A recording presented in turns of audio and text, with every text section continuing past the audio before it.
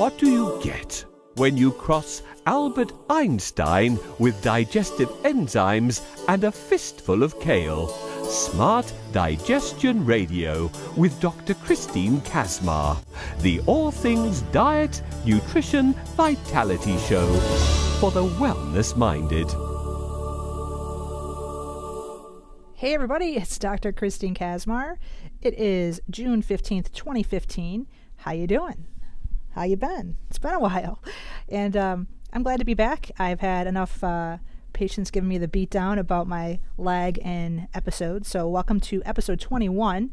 And today's episode, I have a really big treat for you. This is a recording of a presentation that I delivered last week on June 9th. And it's about the cellular connection to aging and digestion.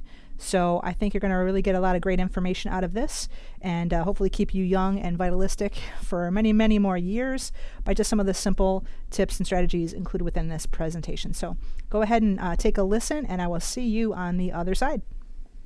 Okay, everybody. My name is Dr. Christine Kaczmar, and welcome to my Nourishment Academy.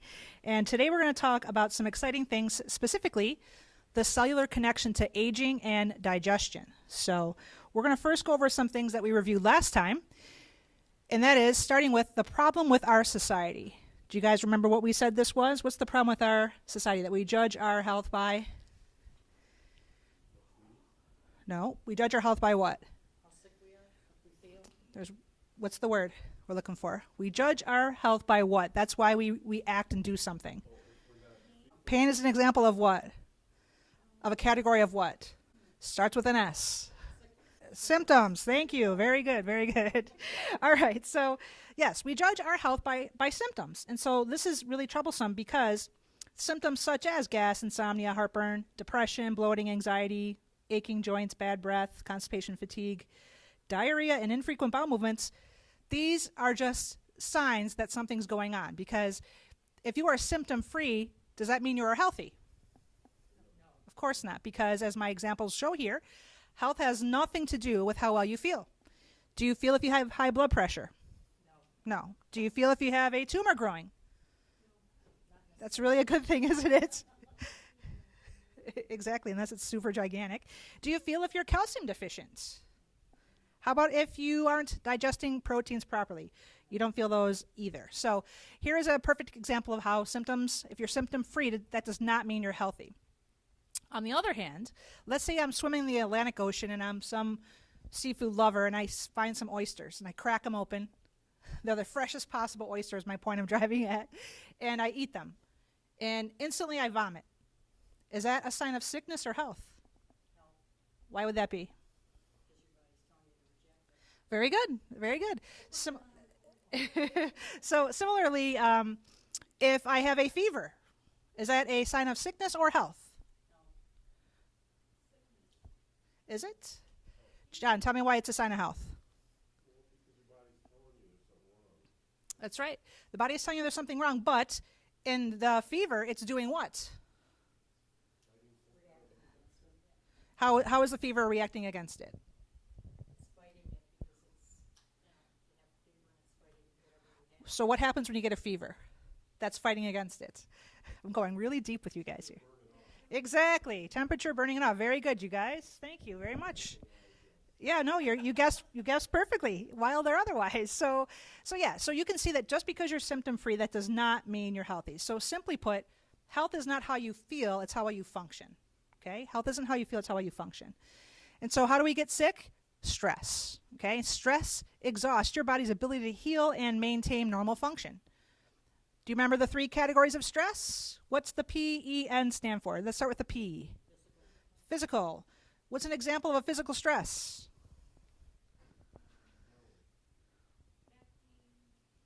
Those are symptoms. What's an example of a physical stress? How you would get it?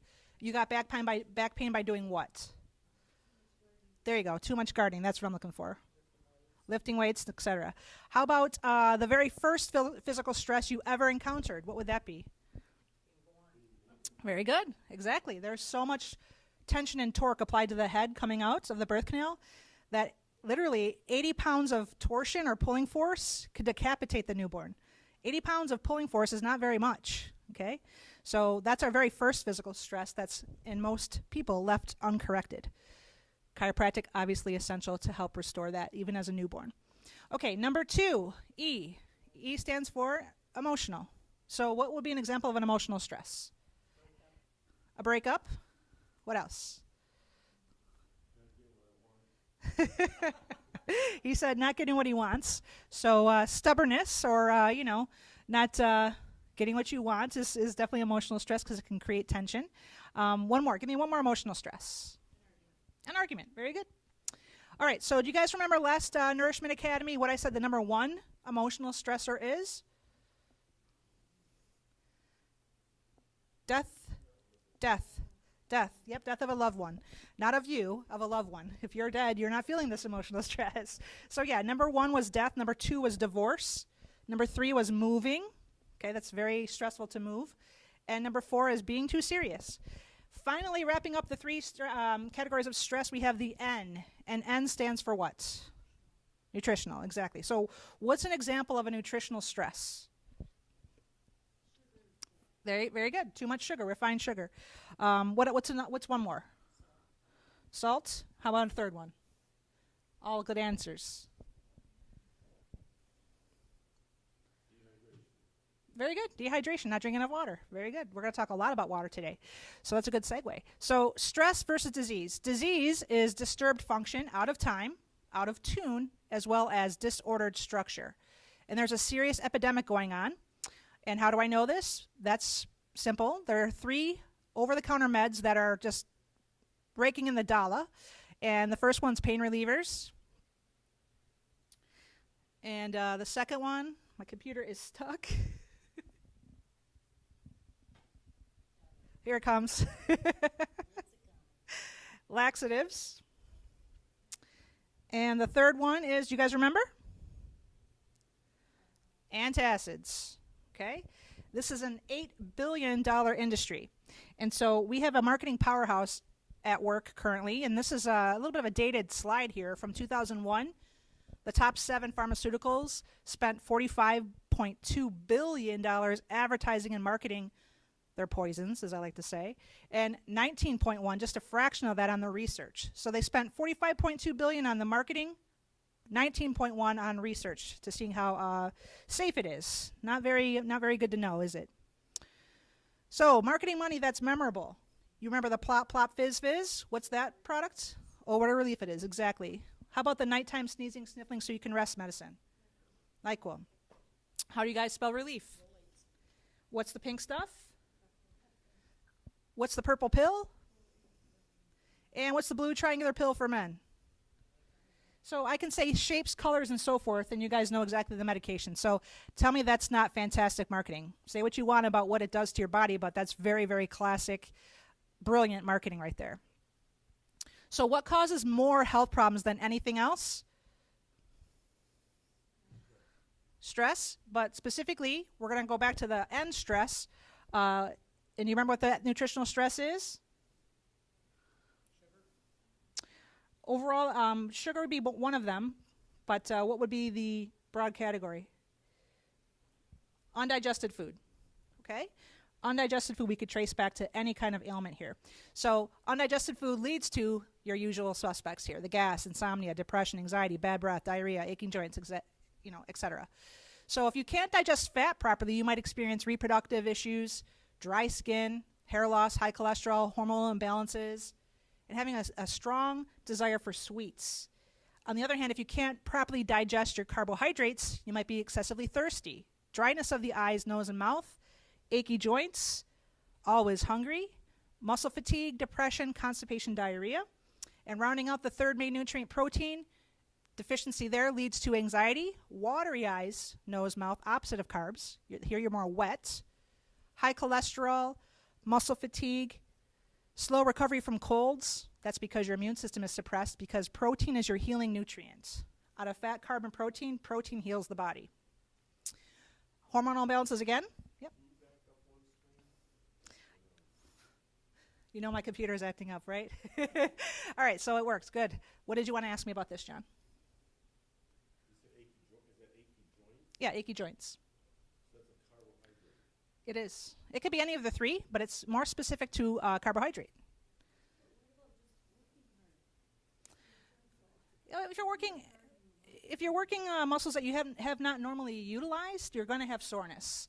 Because basically, when you weight train or when you lift weights and you develop muscle tone, you're developing that strength because in effect, you really are ripping muscle fibers. In order to build stronger muscles, you're ripping fibers. So that is part of the whole process of developing strength. So some achiness is normal, but that's not what we're talking about here. This is more for no reason you're achy. Okay, that's a problem with the carbohydrate. So, John, did you have another question about this one? Okay, so back to protein. We have anxiety, watery eyes, nose, mouth, high cholesterol, muscle fatigue, slow recovery from colds, hormonal imbalances, constipation, and diarrhea. Some of these do repeat over the course of the 3 nutrients. So food, we have 6 components to food. Let's hear you guys yell them out loud to me. What makes up food? Protein, carbohydrates, fats. Carbohydrates is sugars, vitamins, minerals, and enzymes. Very good, you guys. You're running them all out. There they are. Those are our 6. That's right. Everybody give yourselves a hand, okay? That was the best slide yet. Thank you for answering there. So now let's get into some new material here. Let's connect the dots regarding the cellular connection to aging and digestion. So, aging. The U.S. Census Bureau in 2010 stated that 40.3 million over 65 years of age are living in the U.S. currently. Well, that was in 2010, I should say, so it's got to be more now in 2015. This comprises 13% of the American population. So 40.3 million seniors in the year 2010, 13% of our population. They predict that by 2050, 88.5 million Americans will be seniors, which will make 20.9% of the American population. Where are they living? I thought this would be an interesting statistic. So what do you think the top 4 states who have the most senior citizens as residents? Florida, very good. The next 3, I don't think anyone's going to guess, but you guys want to take a stab? Arizona is not. These don't make any sense. Nope, they don't make, nope, not Georgia either. So, not Minnesota, but that's what's surprising is some cold states are in here. So Florida's 1. Number 2 is West Virginia. I have no idea why. Maine, having lived in New Hampshire, I have no idea why, other than it's beautiful there, but very, very snowy. That's why I don't understand. And then Pennsylvania. Yeah, so anyways, that's where most senior citizens are living, according to the Census Bureau. Looking at Alzheimer's alone, the expected treatments, I put that in quotes, treatments, because I don't particularly agree with the treatments per se, but it's expected to exceed $1 trillion a year. So we're seeing a very large advancement in the Alzheimer's diagnosis. And do you guys remember what I say? What's an attribution to why that is? Sugar's a good answer, but there's a specific medication being given like crazy. Which one? No. What's the cholesterol drug category called? Statins. Okay? So cholesterol drugs are going to lower your cholesterol, but your brain has a lot of cholesterol, and it's going to dry up the cholesterol in the brain, thereby making you far less functional as a human being, leading to an Alzheimer's type diagnosis. Okay, so this is a really frightening stat when you look at the number 1 trillion. That's an insane amount of money being spent. But the top 4 elderly diseases are in this order. Number 1, cancer, 2, dementia, 3, Parkinson's, and 4, diabetes. So let me ask you guys, true or false? Do you think that there is a nutrition, diet, digestion link to these 4? Absolutely. Okay, absolutely. Well, no, Parkinson's is its own animal. It's definitely a completely different disease altogether. I think you could put Alzheimer's in the dementia category, though.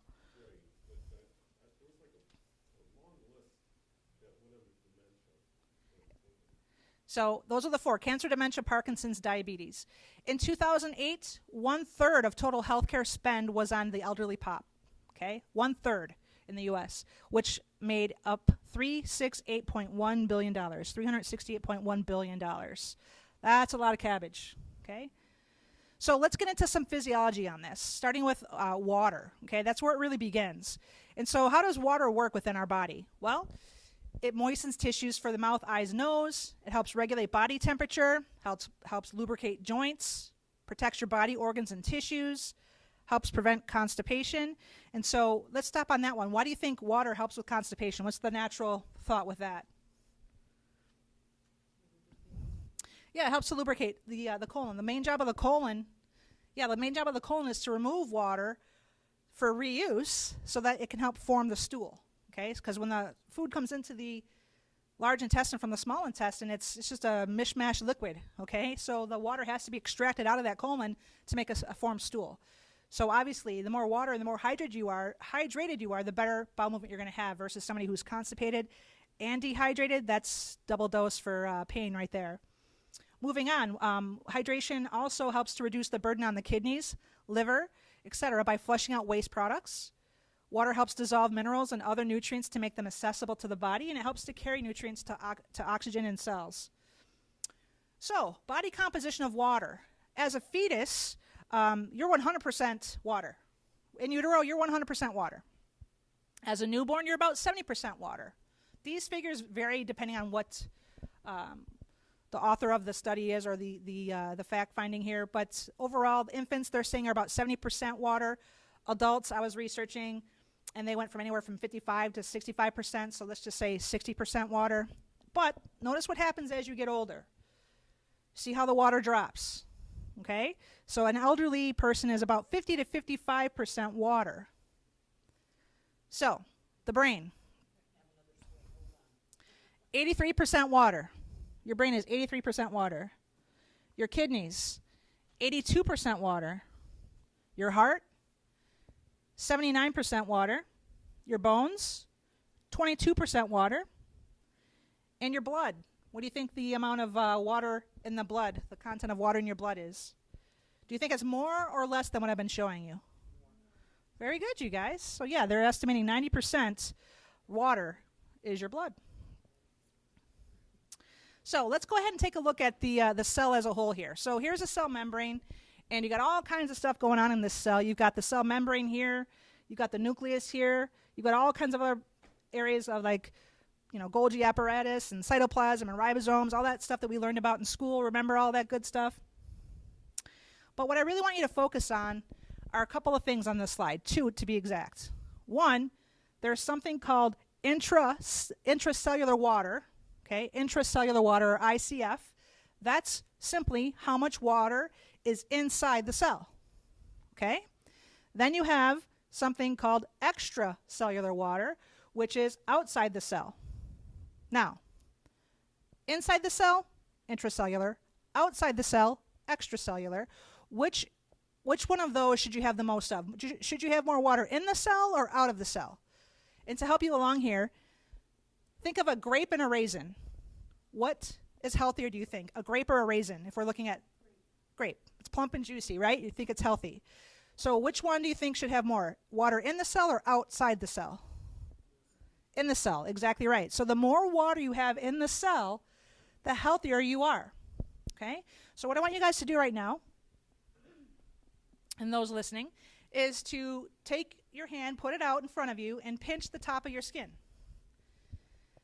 That skin should immediately go back to normal. Okay? The older you get, or the more aged you are, or the more sickly you are, the slower that process is going to occur. Okay? So it should rebound fast and go right away. So if you're very dehydrated, you're going to also see that that's not going to bounce back really fast. So this is a really important thing I want you to know, is that extracellular water should be less, to the tune of 1/3, whereas 2/3 of the water in your body should be inside the cell. Okay? That's all I want you to know on that tricky slide there. But there's another problem. I kind of talked about this too, but the more dehydrated you are, the more your endocrine system suffers. So what organs make up your endocrine system? Your thyroid, your adrenals, reproductive organs. Okay? So adrenals have everything to do with your energy, primarily. So they get exhausted first, by the way. The adrenals take the hit first when we're stressed out.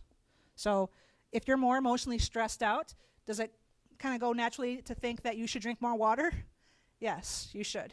But we don't. Think of it. When you are stressed out, and maybe you're in an argument, like somebody said, Andy, I think you said emotional stress is an argument, or you're not getting your way, John said. what happens with your saliva in your mouth? Have you ever noticed, like, when you're really in a debate with somebody that's really, really emotionally connected and charged up, are you dried-mouthed? Yes. So you see what happens? When you stress out, you become dehydrated. That's a perfect example right there. That water just leaves the mouth for some reason, right? And it goes to where it needs to go. But that's another example of how your body is affected with the adrenals when you're under emotional stress. The good news is the more hydrated you are, or the more water is in your cell, the better your metabolism. And so people think of metabolism, I think of weight loss usually, and that's kind of only one part of this equation. When you think of metabolism, I want you to think about something else, and that is the better your metabolism, the more effective you're going to eliminate waste. So having a high metabolism or a really good, robust metabolism also indicates that you're able to get rid of junk fastest. Okay, so does that make sense? So don't just think of metabolism as, oh, my weight loss, or my metabolism is slow because I'm heavy, whatever. Also think if my metabolism is low, I'm full of garbage too, because they're also connected. So the more ICF, I already covered this, the more intracellular fluid, the faster and more effective your cells are able to remove waste. There is a direct connection between quality and content of water in our body and how the body responds to disease and aging. So let's look at malnutrition. A lot of times people think of malnutrition as people who are really skinny. Like we have this conjured up image of poor little kids in Africa, right? Going through school, we see these images where they're all bones. But I'm here to tell you, I see a lot of malnourished people who are normal weight or on the heavier side. Because malnutrition is not just about your weight at all. In fact, it's very little about that. It's characterized by changes in the cellular membrane integrity, and alterations in fluid balance. So when I'm talking about fluid balance, I mainly am talking about what, you guys? Water. Okay? Question. All right, we have a question. Yes. How much water is supposed to be the norm to drink a day? I've heard, 6 ounces. I've heard this, I've heard that. 6 ounces, that's what you heard to drink in one day? 6 ounce, Okay, I'm just making sure as I have a sip of water. Yeah, great question. Patty asked how much water is typical in a regular day. And so the standard is 8 cups or 64 ounces. Clearly, that's going to be different for each person. The more height you have and weight you have, you want to drink more. The more activity you spend, if you're a construction worker, obviously you're going to be drinking more. But a good round number is 64 ounces. That's a good place to start. And kind of adding on to that question, the best time to drink water is when you first wake up. Okay, so when you first wake up, you should have about 12 ounces. Do not drink more than 12 ounces in 1/2 hour period of time. Meaning there are some fitness people out there who recommend drinking a whole liter when you first wake up. That's silly because you're wasting that. You're making your kidneys overwork. Your kidneys filter all that water in your blood. And if you drink too much water too soon, you're just going to urinate it out. Much like a plant. If you water a plant, only so much, and then it's just going to keep spilling out the bottom, right? So only 12 ounces of water per 1/2 hour of time. Is that the same then when eating? Don't drink a lot of water? Yep. The question was, how about when you eat? Should you drink a lot of water? The answer is no, you should not drink a lot of water when you eat. I recommend no more than 8 to 12 ounces when you're eating a meal. The truth of the matter is if you chew your food properly, or proper mastication, chewing your food properly, you're not going to require as much water. So great questions there. Yep. All right, so malnutrition is a sign of failing health. Okay, so again, it's characterized by changes in cellular membrane integrity and alterations in fluid balance. A sign of failing health. Now, what if there were a way to measure your cellular integrity? Or I could also say it this way. What if there were a way, or if it was a possibility, to see how aged your cells are? Or healthy, which would be an optimistic way of looking at it. There is a way. And that is called a bioimpedance analysis test, which I do in my office. And Dinah, we've already done one on you. So the specific measurement that's gained is called phase angle, okay, from this device, the bioimpedance analysis. And what phase angle is, it's nothing super complex other than to say that it's telling me how healthy and alive your cells are. So back to that raisin and that the grape, the healthier your cells, the more plump and juicy like a grape they are. The more sick and diseased and aged your cells, they're more like a raisin.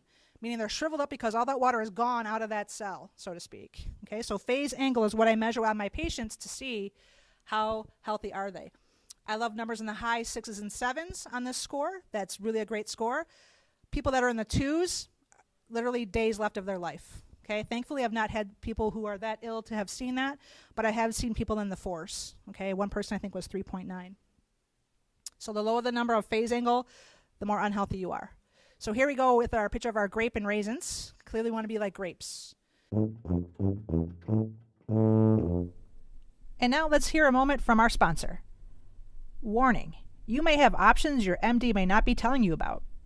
IBS, Crohn's, colitis, constipation may be frustrating you, and maybe the only option you think you have is taking prescription medications. Hi there, my name is Dr. Christine Kaczmar, and there are better alternatives for you to be checking out, like what's causing your source of stress.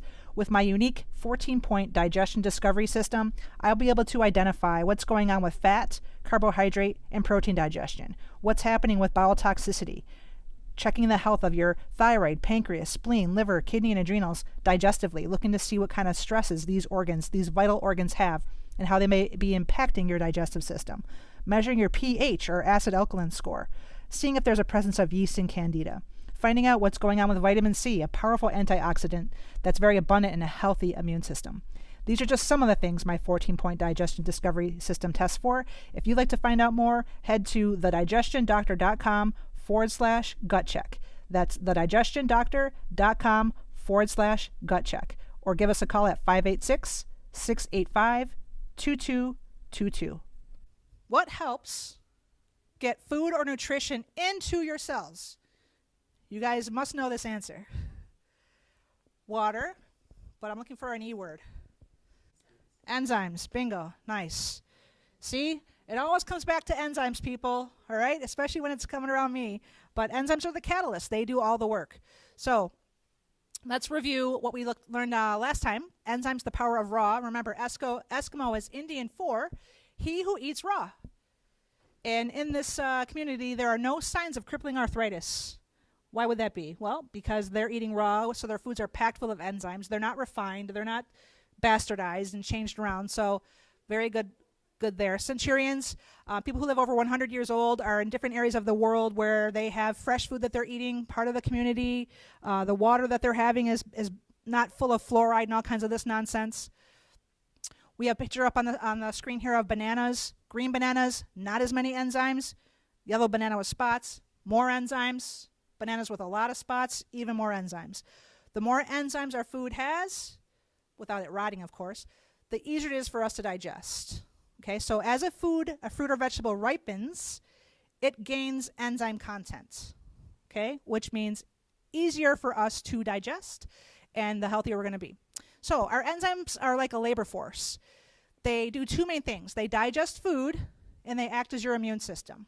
So, do you guys remember where I said the immune system lives? What'd you say? Partly. Well, where in your body does it live? It lives in all those places. You're right, but I'm looking for a real simple answer. In your gut. Okay, so your immune system is partly your endocrine, partly your adrenals, partly your stomach. It's all of that, but 80 to 90% of your immune system lives in the gut. So I want you to think of your immune system as something called your lymphatics. Okay, your immune system is really your lymphatics, and that's your own waste removal system. So really, if I want to get even deeper on this for you guys, because this is your second Nourishment Academy, and you're my prize students, is to say this. Digestion is really two main things. Digestion is your ability to change food into nutrition for use in your body, and digestion is second, how well your body can remove that waste. See the difference? Now, in practice, I see a lot of people who are doing pretty good on number one, for the most part, meaning their diet's pretty good, but they're not able to convert into nutrition, usable food. Okay, usable, they're not converting the food into proper nutrition to get into the cell. But I see tons of number two, which is people who are not able to properly remove waste. Constipation. That's a perfect example of somebody who can't properly or effectively remove waste. Think of it. If somebody is eating 3 meals a day and they're pooping once every 2 weeks, think about that. Think about that. I mean, now that it's getting hotter here in Michigan, If you put your garbage in the garage like most of us do, and you go out there the next day, you're starting to smell it now, right? That's just after a day or two in the sun, right?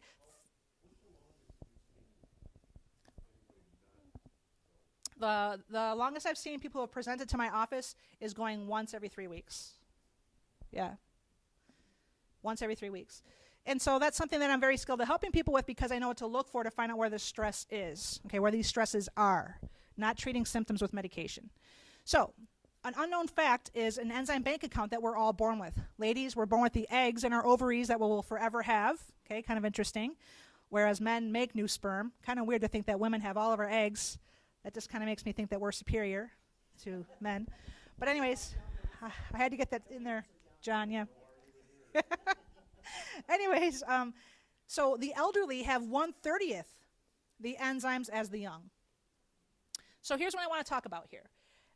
Do you think that you're going to lose enzymes when you eat cooked food? Yes. And why would that be? Well, the answer is simply because you're asking your immune system to give up enzymes that would have went toward healing, and now you're asking them to go and digest that food you just ate that was processed, canned, microwave, whatever. Okay? And it can only do that so long before symptoms start to result. So we literally are taking seconds out of our life every single time we eat cooked food, unless we replace it with digestive enzymes. Let me ask you the next question. Do you think that you're going to lose enzymes from your body when you're going through a breakup, a divorce, a loss of a loved one? Absolutely, same thing. So stress, no matter what type, you're going to be giving up seconds of your life with losing enzymes, okay? So how do we get enzymes back? Well, how do we get seconds back to our life, I should say? Well, by taking plant-based enzymes is a good start. Eating raw fruits and vegetables is a good start. Planting your own garden is a good start. Eating non-GMO foods is a good start. These are all great things to do. So here are some other basic things that I call Enzymes 101. You have more than 80,000 enzyme systems in your body, performing specialized functions from digesting food to even the color of your hair, to the movement of your tongue, etc. Enzymes are more than catalysts and workers. They contain proteins, but they can't be recreated. They're literally the sparks of life. Yes, John? What's that?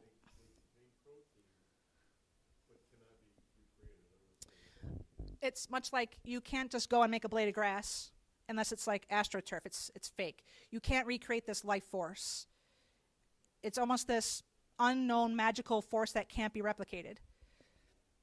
They can't recreate it. Just like you can't recreate from scratch a blood cell. You are going to get it from other blood and that kind of thing, but you can't just all of a sudden make a blade of grass or make an enzyme out of thin air. You can't recreate it. So, true. But it's the spark of life. It's that magical thing that's happening, just like innate intelligence.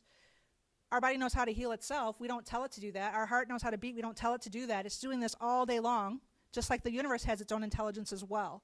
These are things that you can't replicate. Like you just can't create a new sun. You can't create a new star. You can't create your own enzymes. I mean, you can't in a lab, I'm saying. Your body makes its own enzymes, but we can't create them in a lab, is all I mean. So let me go deeper on your question. So how the heck are we giving you these enzymes in these caps? They're grown on plants.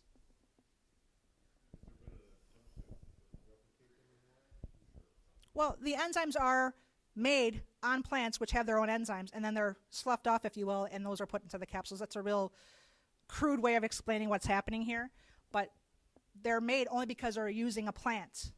They're not just whipping something up in a lab all on their own. You can't do it. Sparks of life, you can't do it. All right, so we are extremely enzyme deficient when we have these issues here.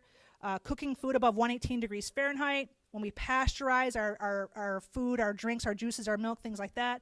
Pasteurization basically means cooking it, so you're raising it above 118 degrees. By the way, boiling is 212. We shower in about 120 degree water, so it doesn't take much temperature to kill enzymes. Eating processed or canned foods. Now, processed and canned foods only came into being really for shelf life. So the food industry loves putting things in pouches and cans because it lasts 4 years. You stick tuna fish, put it in a pouch now even, and a can, and it'll last for 4 years. So in some ways that's great.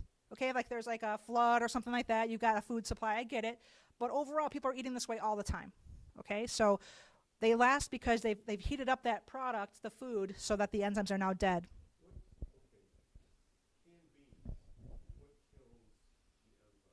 The temperature. If it's cooked over 118 degrees, it's going to kill the enzymes. Same thing with anything, John, not just beans, but corn, lettuce. You cook something, anything that's a food above 118, you're killing it. You're making it, you're killing the enzymes, so you're taking away the digestive prowess. You're also reducing the vitamin and mineral content, but not all of it. Okay, improper mastication, not properly chewing, that's a way to become enzyme deficient. Remember, your stomach does not have teeth, so do the job up in the mouth. Your food should be processed to about like a cake batter or a pudding consistency before you swallow. Prescription drugs also remove enzymes, like Lipitor and so forth. And so remember, prescription drugs all have side effects, okay? But prescription drugs are quote-unquote good at, I hate saying that, good at, but that's why I put it in air quotes, helping people with symptoms because why? Why are they effective medications at helping people cover up symptoms? But how does a drug do that? And it has something to do with enzymes. The answer is medications are effective at removing pain and XYZ and symptoms and things like that because they block enzyme processes in the body. So basically, drugs are a trick to shut off a switch that really doesn't belong being shut off most of the time. Okay, I completely get it if you take aspirin here or there or Motrin for a headache. I get that. But that's not what I'm talking about. I'm talking about people who are pounding down stuff every single day, all kinds of medications. It's scary because it's robbing your body of enzyme activity. Robbing Peter to pay Paul. And then we have the white blood cell spikes, or WBCs. And to remind you guys of this, it was blood that was put under a microscope evaluating for the content or the number of white blood cells after people ate meals. And so after they had like a banana or an apple, no raise, no increase in the white blood cells. They then had them have mashed potatoes, something that was cooked, let's say. Put it under a microscope, slight increase in white blood cells. Then they had them eat something that was like toast and eggs cooked. Moderate increase in white blood cells. But then they had somebody eat cooked canned meat, okay? Put it under a microscope. They digested it, put that blood under the microscope after they had that cooked canned meat, and there was such a significant spike in white blood cells that it was as if the person was poisoned, okay? Known as leukocytosis. Leukocytosis, meaning increased white blood cells or leukocytes, toxicity, okay? Scary. And so last class, remember I said, what segment of the population, too, consumes the most canned meat? Babies, like baby food, and who's the other? The elderly, okay? You know, frozen that's a good question. Yes, what about frozen? Frozen does not kill the enzymes when you freeze something. However, what do you do once it's frozen? You put it in the microwave, or you probably do something like that to heat it, right? Personally, I don't even own a microwave. I don't trust it. Now, do I cook on a stovetop? Yes, so I'm still cooking my food too. But my point is, I don't trust microwaves. I don't trust what they do to even water. So if I need to cook or bake or whatever, like let's say I want to bake, and I melt my butter, I just put it in a saucepan. I don't use the microwave. I don't even have one. So, how many of you have microwaves? All right, the entire audience, everybody, the entire audience, help them. What's that? Yeah, you have your own. All right, so anyways, moving on here. Enzyme interference, we kind of already talked about this. Prescription drugs do two things very well. They block receptor sites and they interfere with enzymes. Classic signs you're enzyme deficient. Look familiar, these guys. Computer is lagging. You shouldn't have seen that triangle to the end there. So the new one I'm adding is the premature aging. Okay, so why did I put premature aging? Because just because you're 45 or 69 or whatever the case is, it doesn't necessarily mean that you're healthy, sick, whatever. Meaning, when you go to a class reunion, you'll see people that are the same age as you that look great. You'll see people that are in your class that look 20 years older, and you'll see people who look really young, right? Now, some might say, oh, that's genetic. Sure, that's partly it, but it's not most of it. It's if people prematurely age, or if they look older than they really are, it has a lot to do with what's going on with their digestion, okay, as we've been talking about today. So you can be aging faster than you want to be based on how sick or how full of waste you are that you're not properly getting rid of. Does that make sense? The more waste you hold on to, the faster you're going to age. Classic, okay? The more dehydrated you are, the faster you're going to age. All right, so we at this time we would do our little demonstration, but we've already done that. So enzymes affect our existence. They have been applied in every phase of healing.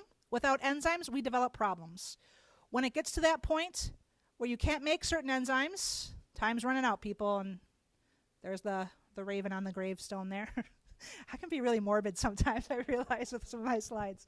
Anyways, all sickness and disease can link back to a stressed digestive system. And if you want, go ahead and try me with any disease you can think of, any takers, and I will trace it back to poor digestion or diet or something. Anyone? John, go ahead, try it.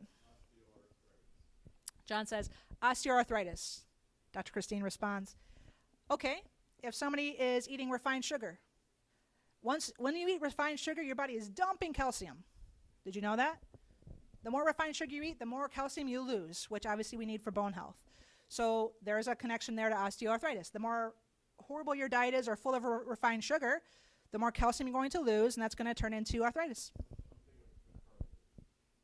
You're big on cartilage, every class.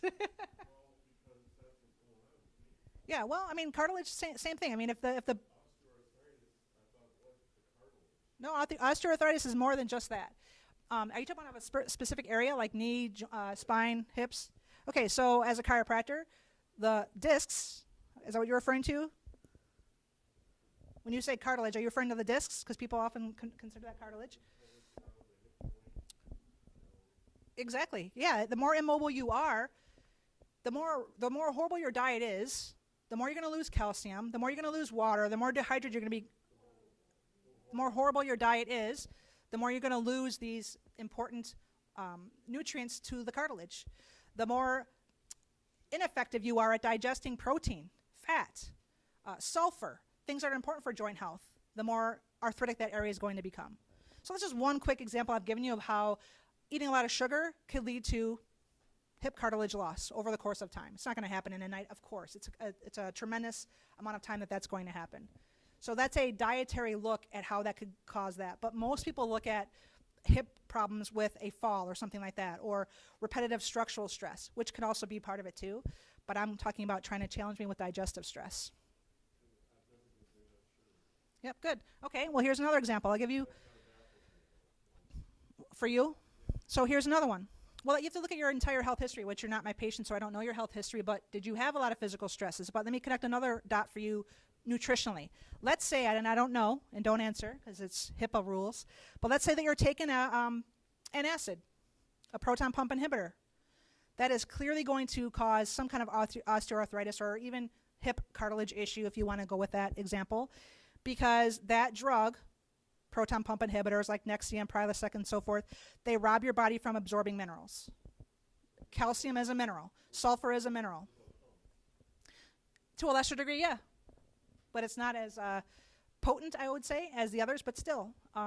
You're just putting in chalk at that point, so it's not as bad. But, you know, Prilosec, Nexium, much more severe than Tums. But I still don't recommend Tums either. I recommend repairing the stomach mucosal lining, because that's the reason why you're having heartburn, for example.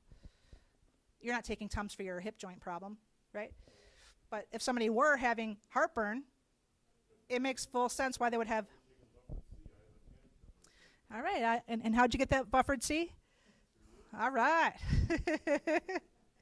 So anyways, thanks for playing along. So let's give John a hand for asking his question. That was very nice.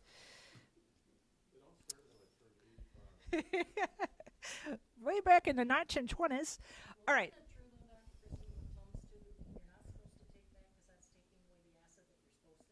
Well, that's the whole point of an antacid, but Tums is more of a chalky substance than it is a shutting off the pH and the mineral absorption switch.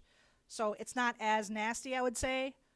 True, but it's also, when you take Tums, it's not like it's I don't want you thinking that it's okay to take Tums. Instead, look at why do you have this heartburn? Why do you have a bellyache? Look at that. Is it because you ate terribly? Is it because you have a compromised mucosal lining? And then go about correcting it that way. But make no mistake, a proton pump inhibitor like a Nexium, Prilosec, etc., they are stopping you from digesting protein properly, which is your healing nutrient, and they're stopping you and robbing you from mineral absorption. Zinc, potassium, calcium, pick a sodium, pick a mineral. Okay, reminding you that there's a direct connection between quality and content of water in our body and how the body responds to disease and aging. So, here's a special offer for you. And basically, if you want to get that cellular integrity test, normally this is $176, and you can get it for $88 if that interests you. Dinah, you already have one extra one coming because you two are part of your package. But somebody like John over there, if you were interested, who's not my patient, here you go. It takes 10 minutes. And if you want to schedule that, go ahead. But I'm giving you some urgency here, so just make that phone call within a 24-hour period, and you can get that half-off price. Okay, so I want to open it up for questions. So before you ask your question, if you could raise your hand so I could have you talking to the mic. And like I always say with all of my presentations, you can't leave until I get at least 2 questions. Well, then think of more.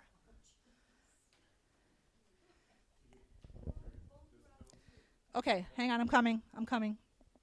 Speak into the microphone, please. Say your name and your question. My name's Dinah, and my question is, we've just discovered bone broth soup, and we hear how important it is with all the fats and all that good stuff that I used to think was horrible. And What do I think about it? yeah. Great question, Dinah.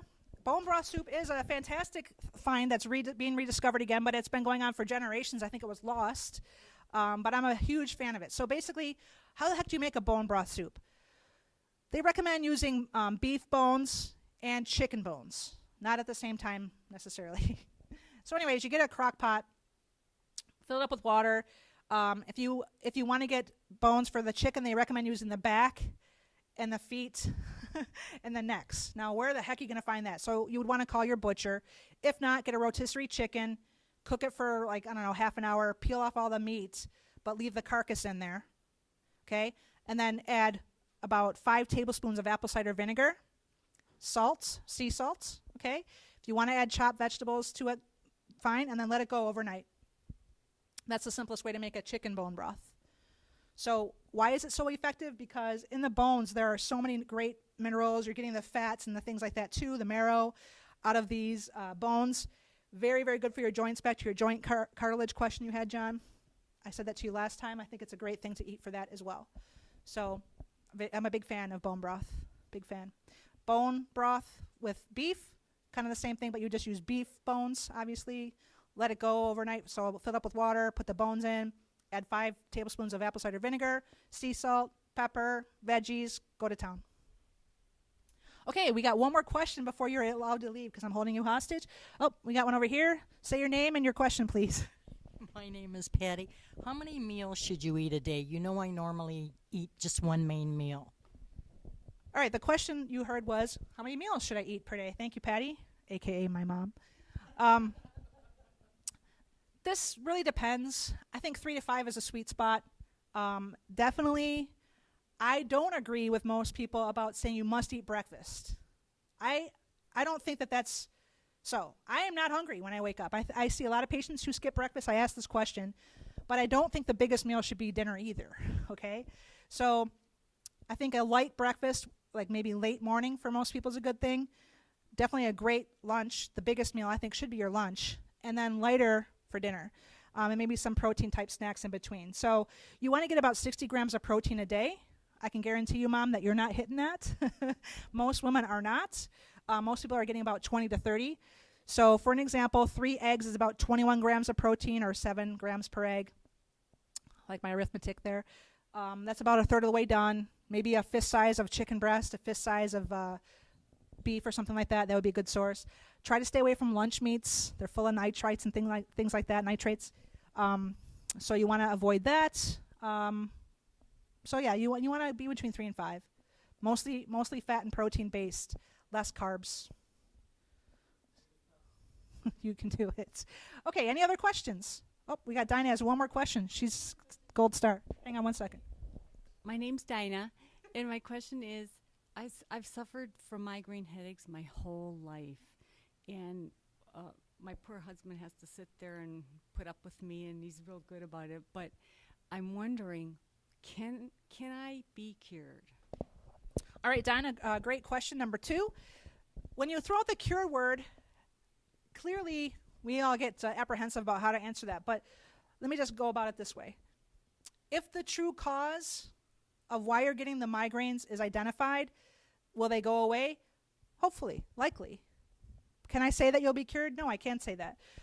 Because you've had the migraines for how long?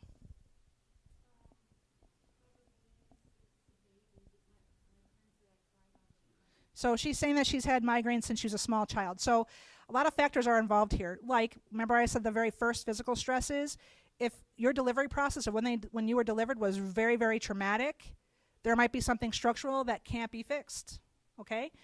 If your adrenals have been very stressed throughout life, it's going to take some time. If your diet's not up to snuff, it might take some time. I mean, there's a lot of factors going into this here. So clearly we want nothing but that to happen with you, is for you to get that relief, but I can't say. Can it happen? Yes. Can I predict when? No. There's so many factors involved. Emotions, nutrition.